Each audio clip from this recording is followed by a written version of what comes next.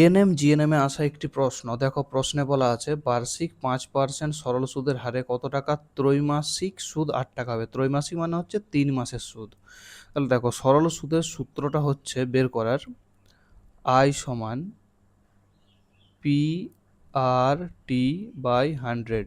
I মানে হচ্ছে এখানে সুদ, পি মানে হচ্ছে মূলধন বা আসল, আর মানে হচ্ছে সুদের হার, আর টি মানে হচ্ছে সময়। তাহলে দেখো এখানে সুদ দেওয়া আছে 8 টাকা, আসল আমাদের বের করতে হবে, আর দেওয়া আছে 5%, আর দেখো এখানে সময় দেওয়া আছে 3 মাস, কিন্তু সুদের হারটা আমার আছে বার্ষিকে, তাহলে এটাকে বছরে পরিণত করতে হবে। তাহলে 3/12/100, তাহলে 100টাই দিকে নিয়ে যাও, তাহলে 800 সমান পি ইন্টু 5 ইন্টু 3/12।